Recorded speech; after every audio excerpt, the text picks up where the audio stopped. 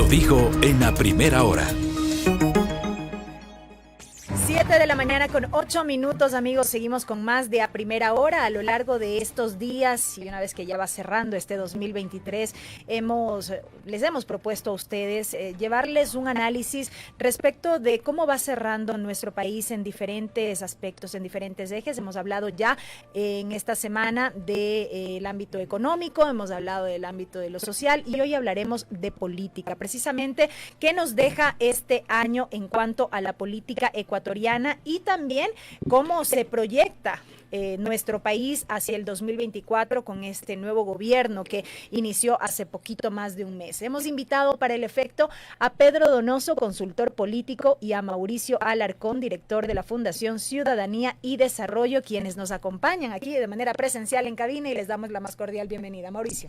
Buen día, Belkis. Buen día, Debo. Un saludo a nuestra audiencia de Armónica y a quienes nos siguen a través de A Primera Hora. Un gusto estar en este espacio con Pedro y pues movidito el año 2023 en política, ¿no? Creo que incluso el hecho de haber tenido elecciones imprevistas, la cuestión que se ha dado a nivel institucional de los cambios, la inestabilidad ha marcado mucho de lo que ha sido este año, ¿no? Ojalá esto más bien sea una oportunidad para que 2024 se estabilice un poco y podamos empezar a reconstruirnos como sociedad y a reconstruir la política como tal. Correcto. Pedro, bienvenido, buenos días. Buenos días, gracias por la invitación, Belkis, Jeff, encantado de estar con Mauricio. Creo que es muy difícil, por lo menos para mí, separar el análisis de lo político de lo social, digamos. Es decir, no podemos entender lo político sin lo social. Y claro, finalmente el 2023 se convierte en el año más violento en la historia del Ecuador. Y yo creo que ese es un punto de partida y un punto de inflexión supremamente importante.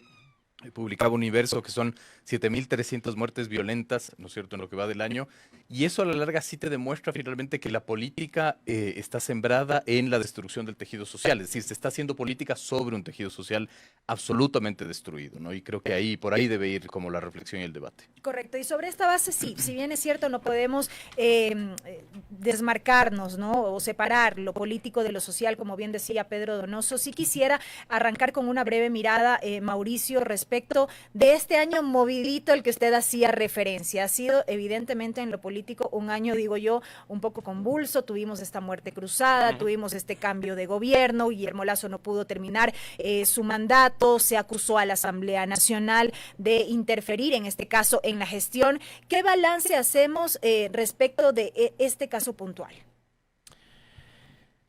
Algunos hemos sido muy críticos desde que se puso en vigencia la Constitución de 2008 de esta figura de la mal llamada muerte cruzada. En un país presidencialista como el nuestro, una figura de ese tipo en que se le entrega al presidente de la República el poder o la facultad de cerrar el primer poder del Estado, el órgano de representación por excelencia, ni siquiera debería pensarse. ¿Por qué cuando Correa amenazaba con la muerte cruzada, muchos se escandalizaban? Pero cuando Lasso lo hacía, y finalmente lo hizo, salieron a aplaudir. La incoherencia, lamentablemente, ha sido una de las mayores virtudes, sarcásticamente hablando, de muchas personas durante 2023. Aplauden únicamente cuando quienes intervienen son sus amigos, pero cuando son sus enemigos le condenan. Y eso es parte de lo que mencionábamos Pedro y yo del asunto social, porque la polarización nos ha hecho un daño terrible en 2023. Una muerte cruzada para huir de responsabilidades. Una muerte cruzada para simplemente, según quien entonces gobernaba, poder finalmente hacer las cosas para demostrar que la Asamblea nunca fue una amenaza. Para demostrar que la incapacidad del Ejecutivo era la regla general y para ponernos a prueba a los ecuatorianos y nosotros demostrar que aunque le odiamos a la Asamblea y no tenemos ni credibilidad ni confianza en ella, permitimos que más de 70 de aquellos que terminaron con 7-8% de aprobación vuelvan a ocupar una curul. Así es que este tema esperemos sea debut y despedida, que nunca más se active una figura tan nefasta, porque más allá de que critiquemos la cantidad de plata que se gasta en un proceso electoral o lo ridículo que resulta entregarle el poder a una persona por apenas 18 meses, Se trata de democracia, se trata de principios y se trata de, por lo menos, de intentar hacer bien las cosas. Y en ese sentido voy con Pedro Donoso también darles la bienvenida a este espacio.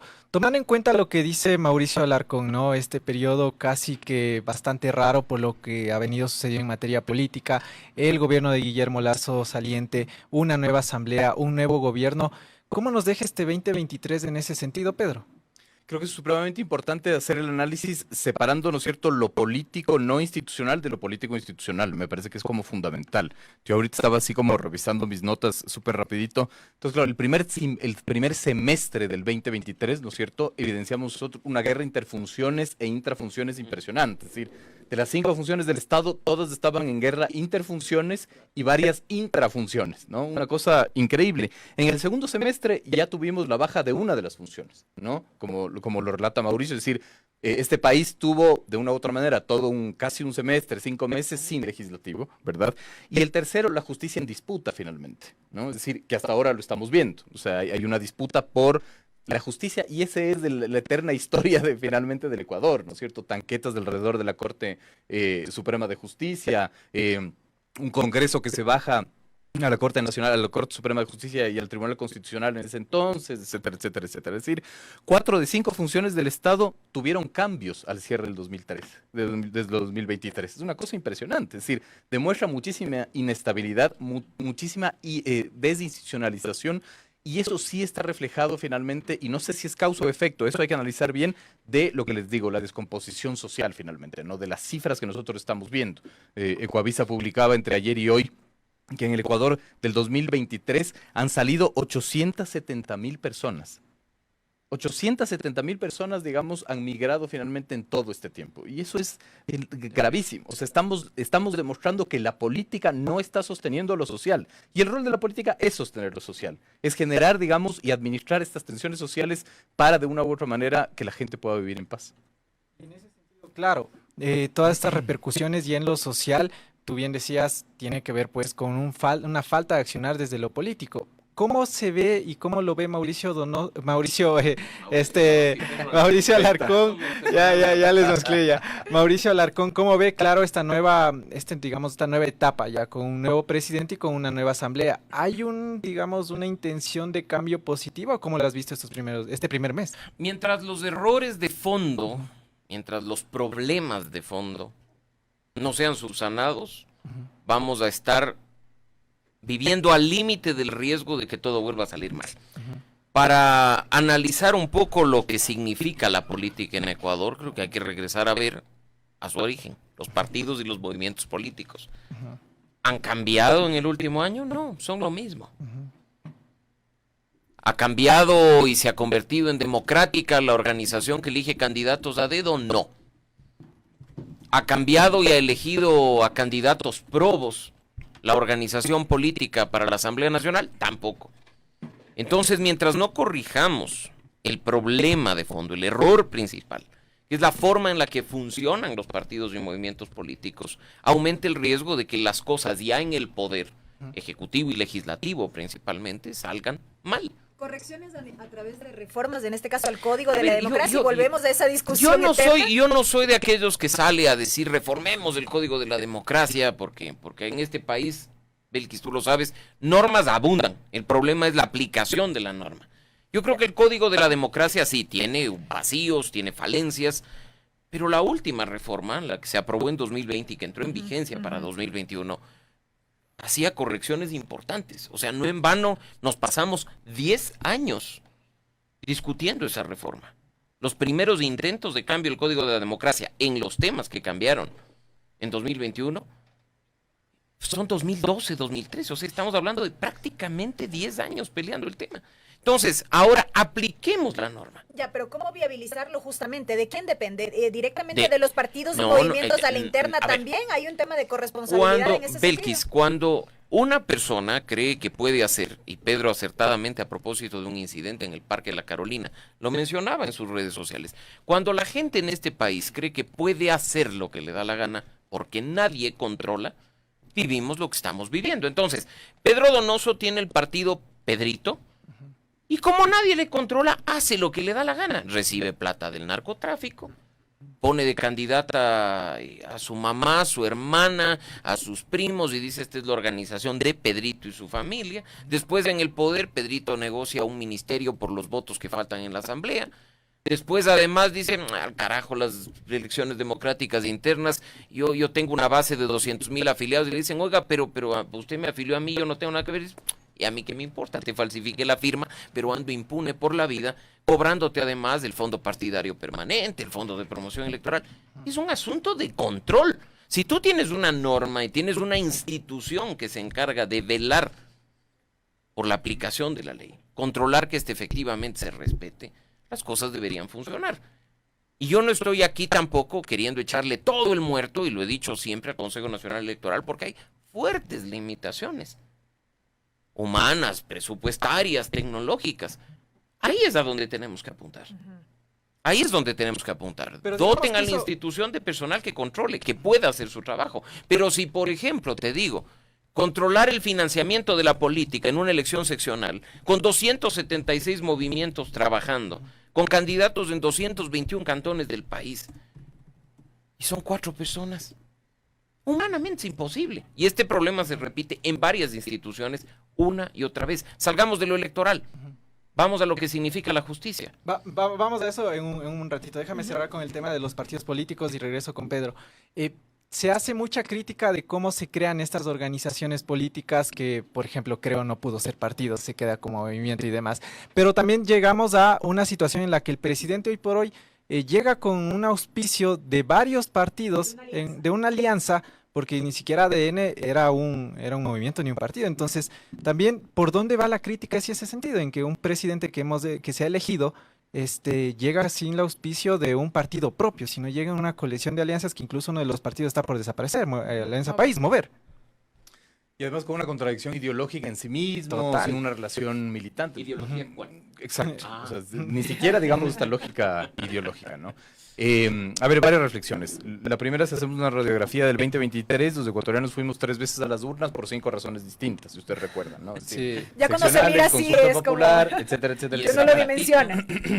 Y de una u otra manera, o sea, digamos, mi punto es que primero hay que reflexionar muchísimo de si el ejercicio de la democracia ecuatoriana es profundamente plebiscitaria y electoral, ¿no es cierto? Por lo menos tenemos que tener reglas claras, ¿verdad? Y vehículos, digamos, coherentes que estén sujetos a un control, totalmente de acuerdo, ¿no es cierto? Es decir, a mí me da mucho chiste porque nosotros regresamos a ver al 2021 y la composición del legislativo es igualita a la composición del 2023, solo que se cambiaron los nombres, ¿no es cierto? Total. Es decir, Pachacútec ahora se llama Construye, ideológicamente distinto, ¿verdad? Porque además es que ADN es de izquierda democrática, ¿no es cierto? Y claro, ya Pachacútec bueno, se al menos partió. del PSC sigue siendo PSC. El Partido Socialista sigue siendo, la RC sigue siendo, ¿no es cierto? Pero, por ejemplo, Construye se partió al igual que Pachacútic, ¿no? Entonces tú tenías N vertientes de Pachacútic, N vertientes de Construye, no sabes qué es Construye, ¿verdad? Claro. No sabes cuál es su posición ideológica, es toda una amalgama de cosas, ¿verdad?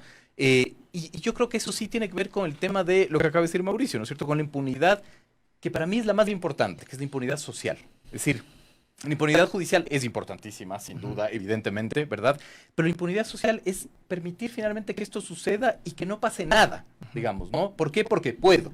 Era lo que yo ponía en mi tuit, ¿no? ¿Pero esa es responsabilidad de los políticos o de los ciudadanos mismos que estamos en ese círculo vicioso? Por eso yo hablaba de corresponsabilidad. Claro. Sí. Yo creo que es una responsabilidad social, digamos.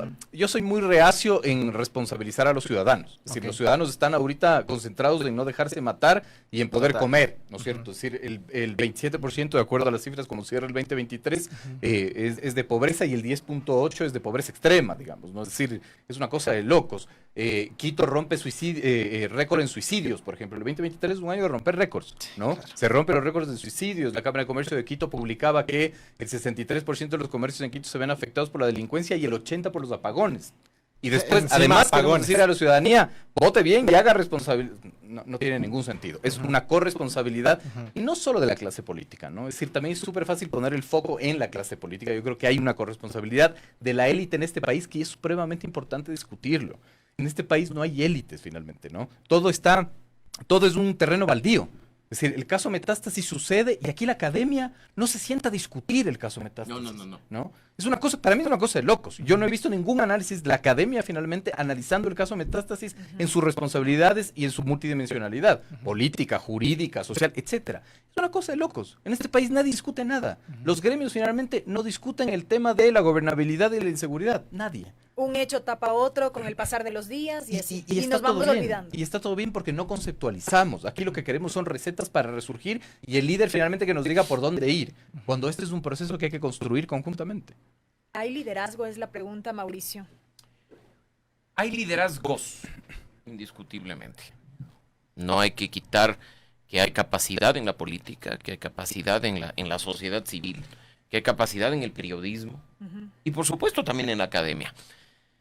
Sacar adelante un país desde lo político y desde lo social demanda esfuerzos colaborativos. No podemos echarle la culpa, por eso me parece importante lo de la corresponsabilidad, únicamente a un sector. Todos tenemos culpa.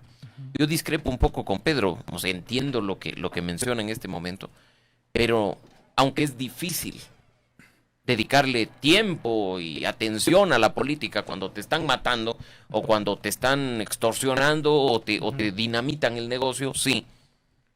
Pero pasa lo que pasa por no haberle prestado tiempo a la política. El precio de desentenderse de la política es de estar gobernado por las peores personas. Claro. Y eso lo decía Platón hace miles de años. Y se repite la historia una y otra vez. ¿Por qué? Porque en la última elección se demostró, además, en línea con lo que dice Belkis de los liderazgos, que la política sí importa. Hoy más que nunca. La gente está prestando atención a lo que pasa. Que podemos ver en las redes sociales o en los chats de WhatsApp a lo más terrible, a lo más nefasto, lo negativo, pero la facilidad de acceder a información y a desinformación, por supuesto que sí, le permite a la gente seguir el paso, seguir el ritmo de la política. La elección presidencial de este año es la mejor muestra de que la política importa y que el peso de la responsabilidad de la ciudadanía es grande. ¿Por qué se eligió a quien se eligió en el Ejecutivo? ¿Por qué se dieron los análisis a nivel ciudadano? No los etéreos que muchas veces hacemos Pedro Donoso o Mauricio Alarcón, viendo al cielo e inspirados. No, el análisis de la gente era ¿por qué? Porque la ¿Por gente qué estaba cansada de la polarización, de Por alguna ejemplo, manera. y eso me parece valiosísimo y ojalá esos liderazgos sepan capitalizar ese tema para reconstruirnos como sociedad. Porque llevamos más de una década haciendo que todo gire en torno a la polarización. Si no estás conmigo, estás en mi contra. Y aquí o tomas partido y te alineas o con los unos o con los otros, o simplemente te condenamos.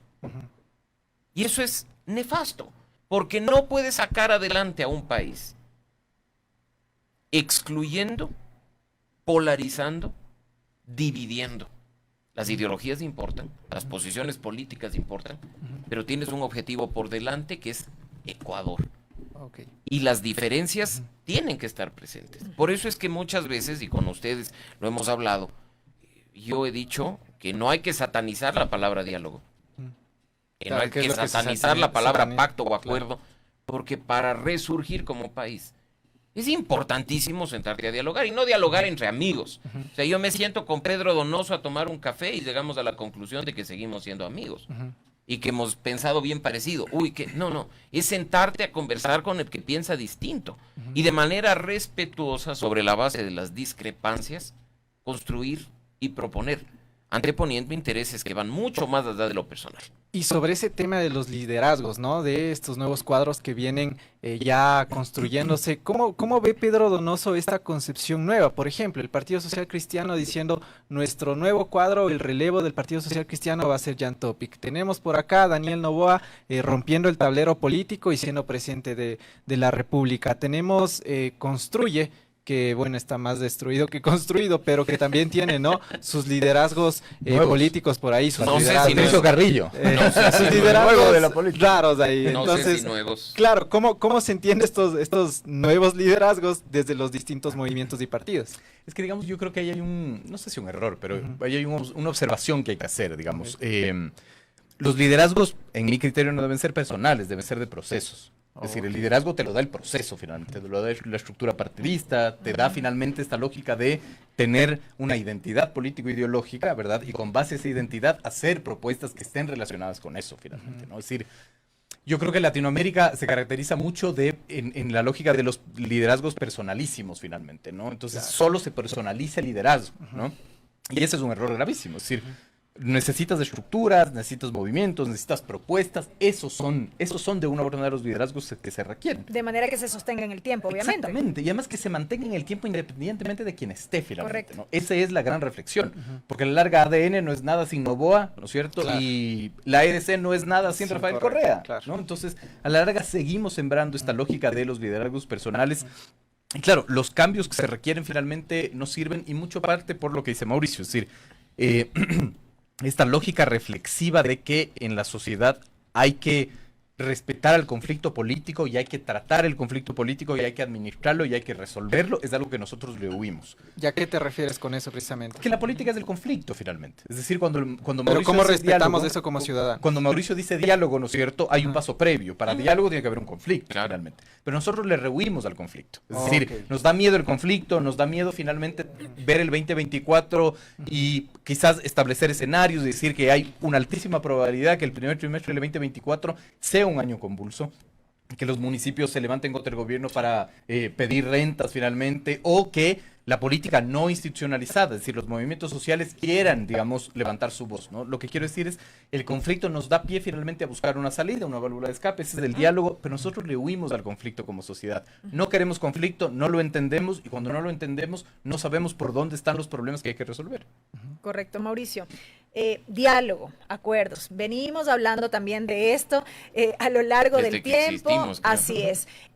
Se demanda mucho de la transparencia respecto de estos diálogos, sobre todo, por ejemplo, al interior de la Asamblea Nacional. Y ahí es cuando yo me sigo preguntando, ¿el Ecuador realmente está preparado para el diálogo, para estos acuerdos transparentes? Porque al final del día lo que vemos es que sí, son momentáneos, son coyunturales. Vuelvo otra vez a la Asamblea Nacional, estos pactos y estos acuerdos para temas específicos, lo hemos visto en esta nueva asamblea que se instaló, la elección de las autoridades y demás, y vemos después que ya no hay diálogo, ya no hay acuerdo, ya no hay nada. Por algún lado tenemos que empezar. Lo malo es que nadie se anima a dar el primer paso.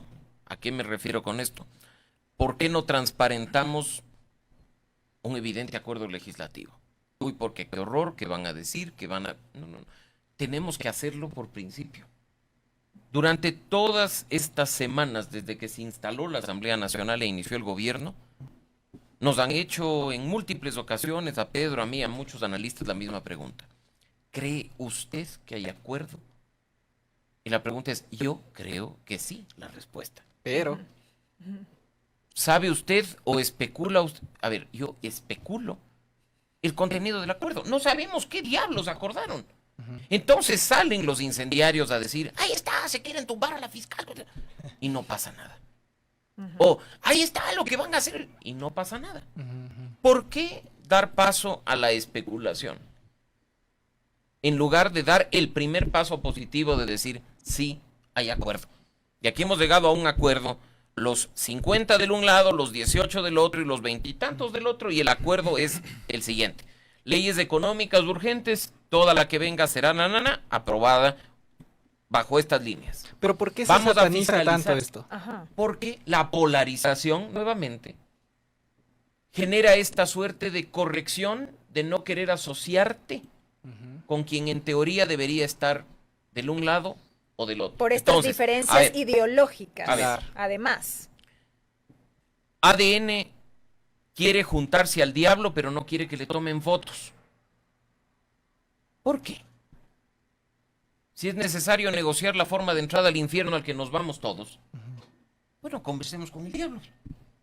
Establezcamos líneas generales y veamos si se puede o no se puede. Pero no dejemos abierto el espacio cuando yo termino alabando en un micrófono al diablo o diciendo que lo está haciendo espectacularmente bien, pero no tenemos acuerdo. No. Transparentemos las cosas. La palabra clave que decía Belkis en este momento es transparencia.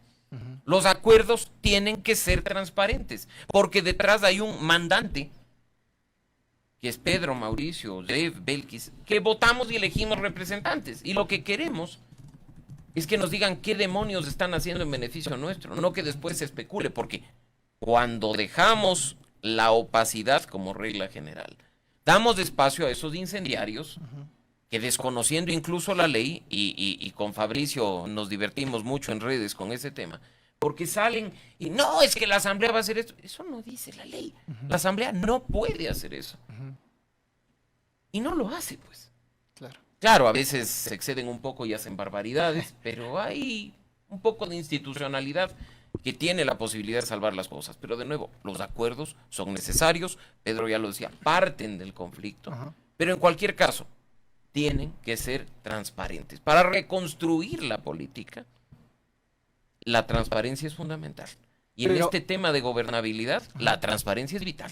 Pero sobre la base de eso también depende de las personas que están dentro de estos acuerdos o dentro de estos diálogos, ¿no? Es decir, esta nueva Asamblea Nacional en comparación con la anterior, que también hubo una especie de acuerdo entre el gobierno de ese entonces y la Asamblea de ese entonces que nunca se llegó a consolidar, ¿no? Y que tampoco se transparentó. Tampoco se transparentó. En ese sentido, con estos nuevos cuadros en la Asamblea Nacional, con esta nueva Asamblea Nacional, ¿tú ves que se puede mantener este diálogo? ¿Se puede mantener esto que ha venido conversando el Ejecutivo con el Legislativo? ¿O cómo es tu evaluación de esta nueva Asamblea, Pedro? Yo creo que hay que hacer un análisis mucho más macro, ¿no? El Ecuador está en una balacera cruzada entre los que no quieren que regresen los unos y los que quieren regresar los otros, digamos, ¿no? O sea, yo pregunto aquí, ¿alguien sabe cuál es la agenda de construir sobre educación?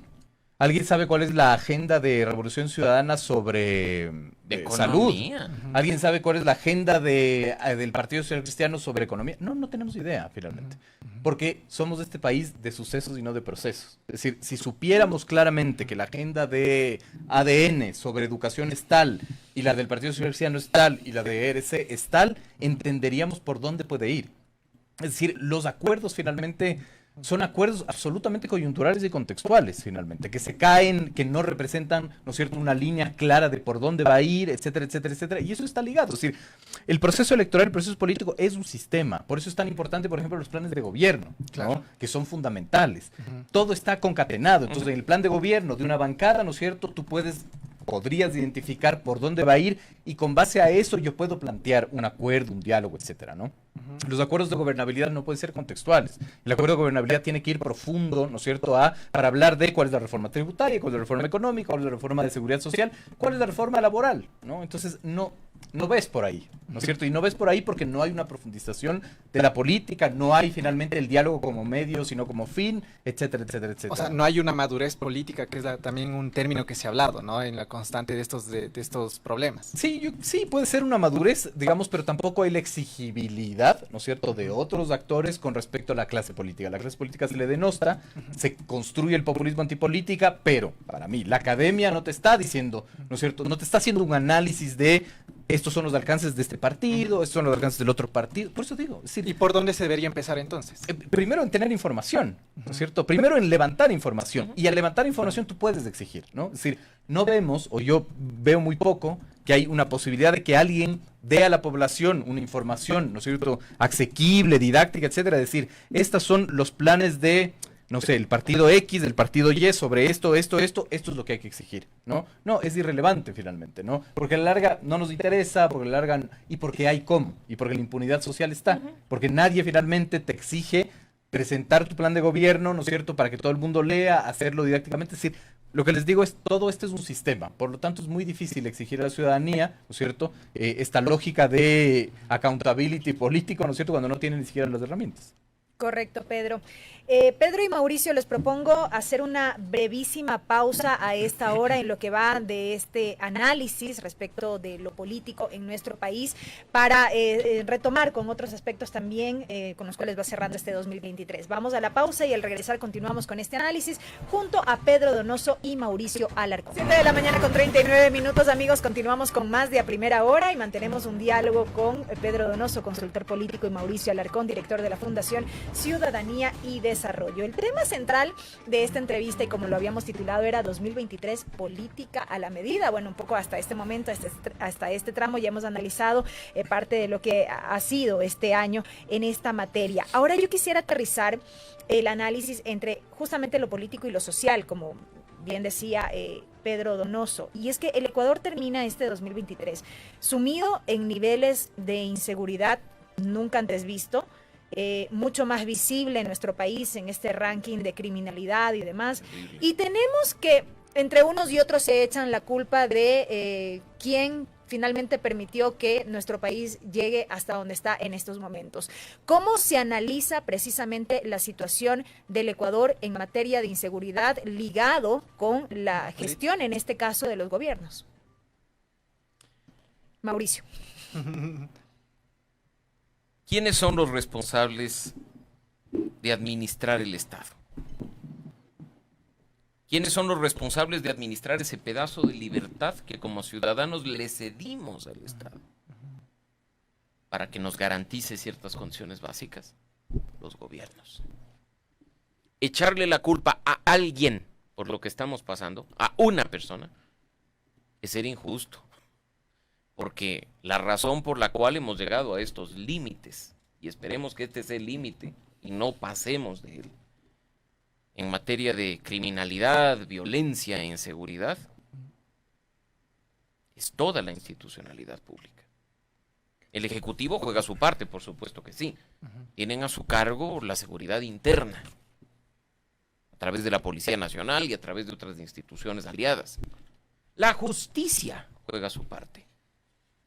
Porque si aumenta la criminalidad, también lo hace por la impunidad que mencionaba Pedro hace un momento. Porque si yo delinco y no pasa nada, pues bienvenido sea, sigo delinquiendo. La institucionalidad electoral juega su parte. Cuando se permite, en definitiva, que sin controles, cualquier persona vinculada a la criminalidad sea candidato, ocupe un cargo público y termine haciendo de las suyas en un feudo que puede ser un gobierno local o una curul de la Asamblea Nacional. Y podríamos así enumerar la función de transparencia y control social, podríamos enumerar también, por supuesto, al legislativo. Así es que aquí hay una responsabilidad compartida de haber llegado a donde llegamos. Y si revisamos las cifras, las estadísticas, vamos a ver que no es pues que 24 de mayo de 2021 Guillermo Lasso se puso la banda y empezó, no. Es una ola que ha venido dándose desde hace mucho tiempo y que con todas las alertas presentes simplemente se dejó que pase. Si los gobiernos anteriores hubieran intervenido, si los gobiernos anteriores hubieran hecho lo que sea, si la justicia de épocas pasadas hubiera aplicado procesos disciplinarios a jueces que fallaban de manera rara, y no hubiera utilizado una figura como la del error inexcusable, más bien para sancionar a los que políticamente decidían de una forma u otra. Si hubiera habido controles en el tema del financiamiento de la política, o sea, en este último punto, por ejemplo, muy vinculado al tema de la inseguridad, Belkis. ¿Cuántas elecciones venimos diciendo Ciudadanía y Desarrollo y otras organizaciones de hermanas de sociedad civil que hay un problema por quien pone la plata para hacer política?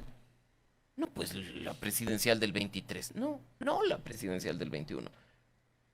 Hace pocas semanas nos pusimos a revisar nuestros archivos y decíamos, esto lo dijimos en 2013, cuando recién empezamos con la fundación.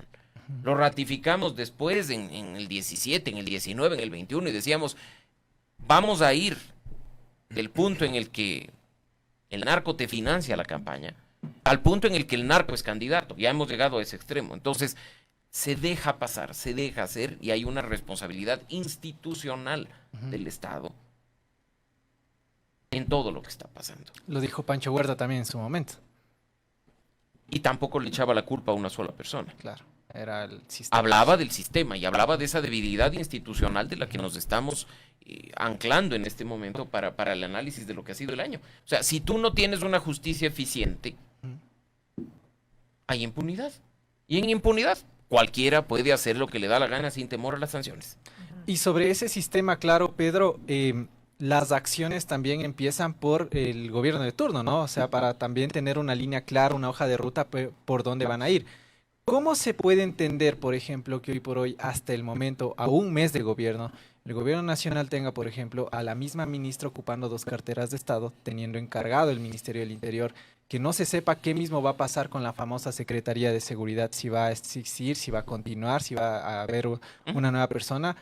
Y que recién se nombre el CIES, por ejemplo, que también va a pasar a una agencia de inteligencia. ¿Cómo se entiende eso y también cómo repercute en lo que necesita hoy por hoy la sociedad? Pero antes de ir a ese punto, digamos, creo que sí es como súper importante conectar la descomposición social con el tema de la inseguridad y viceversa, digamos, ¿no? Otra vez, ahí la academia es la que nos debería decir, ¿no es cierto?, por dónde va. ¿Y por qué la academia? Porque tiene, digamos, ese rol en la sociedad de investigación, ¿no? Pero no desconocemos, sino subestimamos algo que sucedió en los últimos años, que yo creo que tiene mucho que ver con la descomposición económica y social, que es la pandemia. Es decir, muchas veces nos olvidamos. Es verdad. O sea, este mundo fue paralizado 2 años, ¿no es cierto? Y eso quiere decir que, digamos, la realidad estuvo paralizada 2 años, la economía estuvo paralizada 2 años, enterramos a la gente en cajas de cartón. No fue sencillo. Y el problema de la sociedad del siglo XXI es que hace que olvidemos los hechos históricos y que le pongamos solo tierra encima y se acabó, finalmente. Mucho de la descomposición económica y social tiene que ver con lo que sucedió en la pandemia. No fue un momento fácil, evidentemente, en todo el mundo.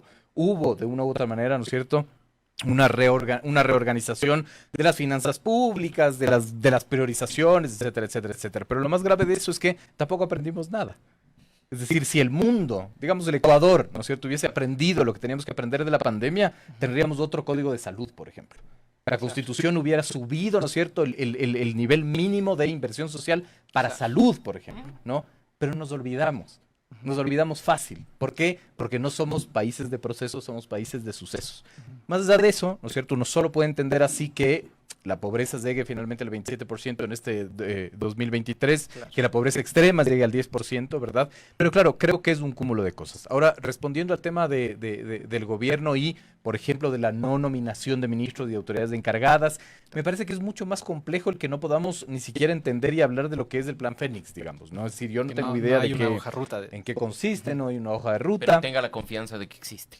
Claro, digamos, como es lo que nos dicen y que se esté ejecutando. Como el anillado, ¿no? Exacto, y estamos replicando finalmente lo que sucedió con Lazo, ¿no es cierto? Pero yo repito esto, el 2023 es un año en donde se rompieron todos los récords posibles, ¿no? Uno de esos récords, por ejemplo, lo publicaba Diario La Hora y te decía Guillermo Lazo, sino el gobierno de Guillermo Lazo ejecutó solo 4 de cada 10 dólares en obra pública, por ejemplo, ¿no? Algo tiene que ver eso con la inseguridad. ¿Por qué? Porque a la larga, digamos, si bien el correísmo nos acostumbró a que haya muchísima inversión pública, ni siquiera hubo un proceso de transición, si eso es lo que se quería, para bajar esa inversión pública, pero dar a la inversión privada. No hubo, ¿no es cierto? Entonces, el problema también es esta ausencia del Estado, este congelamiento del Estado para resolver los problemas. Y el gobierno no está haciendo lo contrario. Y el problema, y todo el mundo te dice, pero solo tiene 30 días en el cargo. Y tienen razón. Pero el contexto y el calendario hacen que esos 30 días parezcan un año. Porque si este es un gobierno de 1 año 8 meses, 30 días no pueden ser 30 días. No sé si ya son los 100. Exactamente. Ya son los 100 de gracia que se le da hasta que entienda qué pasa. Exactamente. Entonces, tiene que haber una respuesta finalmente, pero yo creo que tiene que haber una respuesta más, digamos, con lo social que con otra cosa. O sea, yo soy partidario, no soy experto en seguridad, pero soy partidario y la literatura, digamos, lo sostiene, que solo reformas profundas en lo social pueden resolver los temas de inseguridad. Y en educación sobre todo. En lo social en general, educación, salud, deporte, cultura. El Ministerio de Cultura es un ministerio poderosísimo en este país. Sí, lamentablemente no lo es, pero debería serlo.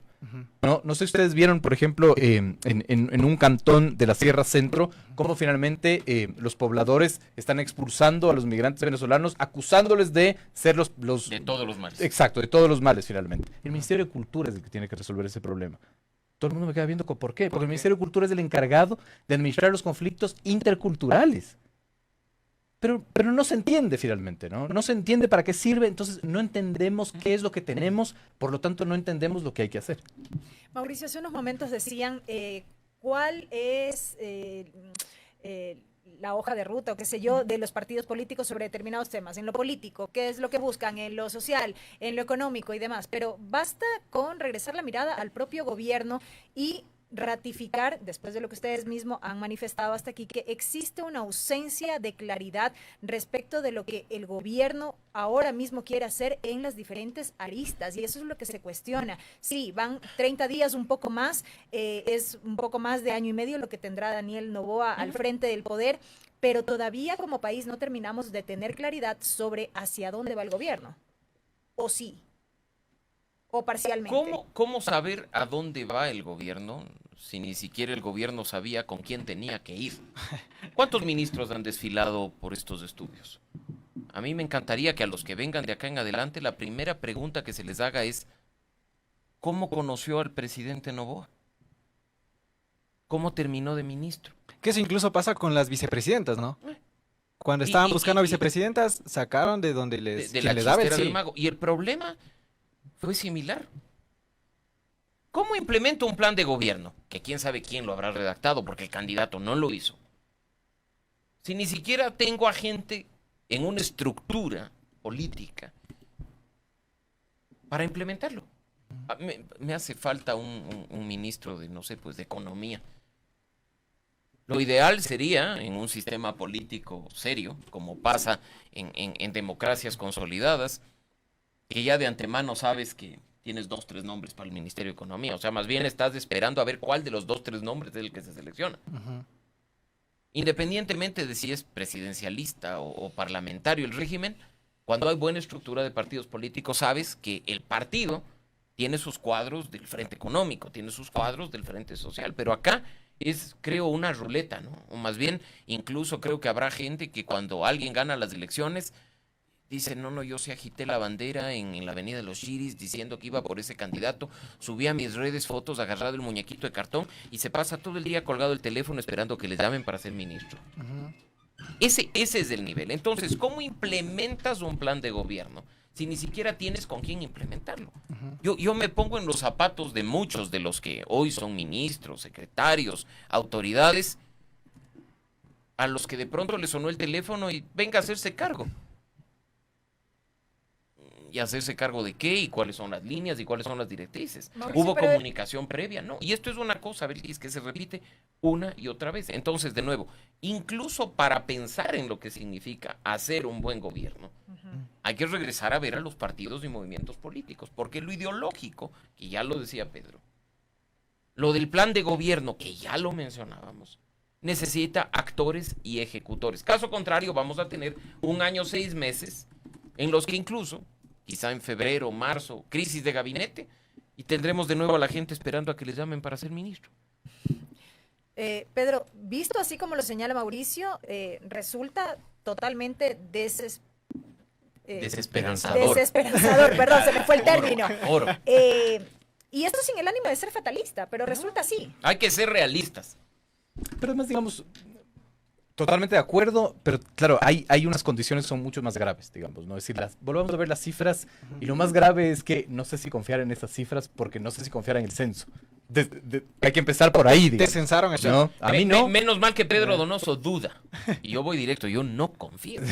Yo planteo la duda, Bien, pero bien. más allá, claro, más allá de eso es interesante, porque vemos el ciclo de la política pública, no tienes información validada, no tienes recursos para, digamos, dictaminar política pública, va a ser muy difícil que dictes política pública, ¿no? Entonces, la desesperanza para mí parte más allá de los nombres, del gobierno, etcétera, parte por el tejido social que les digo, ¿no? Es decir, el 2023 se caracterizó por tener un pesimismo altísimo. 9 de cada 10, te decía, perfiles de opinión, todos los meses que nosotros recibíamos encuesta, 9 de cada 10 se sienten pesimistas del presente, ¿no?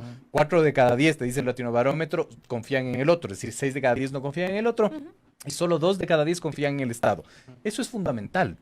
Y es fundamental porque eso te está diciendo, estas son las cifras intangibles de la sociedad que estás gobernando. ¿Cómo puedes gobernar una sociedad llena de conflictos, que no cree en el otro, que no cree en el Estado y que está altamente pesimista? Es una bomba de tiempo en todas las sociedades, ¿no? Pero además las condiciones, por ejemplo, de pobreza, de inseguridad, de violencia, de falta de salud, te evidencian, ¿no es cierto?, que estás gobernando un país que es una bomba de tiempo. Y este país es una bomba de tiempo. Y es una bomba de tiempo porque nadie se ha sentado finalmente a identificar y a dictar la política pública que intente resolver los problemas del país. Y tampoco hay una hoja de ruta. Entonces, yo creo que el 2024 no es un año fácil, no va a ser un año fácil, porque además es un año preelectoral. Entonces, hay que sumarle las tensiones de lo político con las tensiones de lo social, sin recursos, ¿no es cierto? Y sin una hoja de ruta clara. Y electoral que también nos preparamos no solo para las presidenciales del 25, sino para la la consulta consulta. popular, que Absolutamente. también se va a venir en camino. Para que no suene tan fatalista todo lo que estábamos un poco hablando y que después digan, solo son negativos y todo el tema, ¿por dónde empezar? ¿Por dónde hacer tal vez unas propuestas de por aquí debería ser el camino para un poco enmendar y también construir este tejido social que está totalmente fracturado, Pedro. Yo soy como muy metodológico, entonces para mí es la información la clave. Ok. Es decir, el primer decreto que hubiese hecho el presidente en mi criterio era hacer una auditoría del censo, ¿no es cierto? Y repetirlo si es necesario, ¿no? Es plata botada a la basura, de acuerdo, pero hay que tener información. Es gravísimo no tener información. Es gravísimo no tener información. Claro. Uno no sabe finalmente cómo puede O enfrentar sea, el problema. partiendo de creer que el país tiene menos habitantes de los que efectivamente tienen. De acuerdo. Y hay que validar esas cifras si es verdad o no. Tú ya dijiste que no. No, yo yo no plantearía creo. como hipótesis. Yo digo, yo no lo creo. Y De eso es acuerdo. grave. Lo que dice Pedro es gravísimo, porque si algún momento se quiere dictar una política pública, Claro, o sobre crear la una base de política qué. pública, los datos están ahí. ¿Cómo trabajas en los temas sociales, salud, educación, sin tener datos? O datos que no son del todo reales. Puedes terminar cometiendo unos errores terribles en la Totalmente. implementación de planes, de programas, en los que además están recursos económicos que salen de tu bolsillo y del mío. Entonces, yo no creo que haya un por dónde empezar. Yo creo que hay muchos lugares desde los cuales empezar. Lo importante es empezar por alguno de ellos para reconstruir el tejido social. Y muy en la línea de lo que decía Pedro, yo creo que hay que empezar así como ocurre en otras causas, reconociendo lo que hay. Y hay que reconocer que hay una fractura. Y hay que reconocer que hay polarización. Y hay que reconocer que hay odio entre ecuatorianos. Porque si tú defiendes una tesis política, ya eres mi enemigo y te odio. Y no quiero saber nada de ti. No estoy dispuesto a sentarme a hablar. Y fractura Partiendo de ese en cosas reconocimiento. tan mínimas como la vicepresidenta y el presidente, pues, o sea, Bueno, esas ya son, no sé, pues, cuestiones internas, berrinches de alguien que está actuando con total y absoluta inmadurez, debo decirlo, pero yo, dejando de lado eso, me voy a lo social. De nuevo, yo tengo que reconocer, ciudadano, que hay polarización, que hay ruptura, que hay, como ya se decía, un conflicto que tenemos que enfrentarlo. Si no reconocemos eso, y más bien seguimos jugando a los buenos, los malos, los verdes y los rojos, no vamos a ninguna parte. Partiendo de ese reconocimiento, aunque suene esto al discurso de hace 40 años y durante 40 años se ha dicho, es abrir espacios de diálogo. Y no diálogo entre iguales. Porque el diálogo entre iguales lo único que hace es quedarte terminar en ese lugar. autoconvenciéndote de las cosas que están dentro. Escucha al que piensa distinto, escucha al que está al frente, escucha al que hace 5 minutos dijiste que le odiabas porque era tu enemigo y estaba en el otro extremo político. Correcto. Y empieza a, sobre la base de ese diálogo, a construir. Y a construir país, y a construir sociedad, y a construir economía. Creo que ese podría ser uno de los puntos de partida. Ahora, cada sector, cada actor tiene un rol que jugar. La sociedad civil tenemos lo nuestro, la academia tiene lo suyo, los medios de comunicación y los periodistas. Así es que ahí hay independientemente del realismo con el que hemos hablado, en 2024, una oportunidad de finalmente dar un primer paso y empezar a reconstruir la sociedad y el país. Correcto.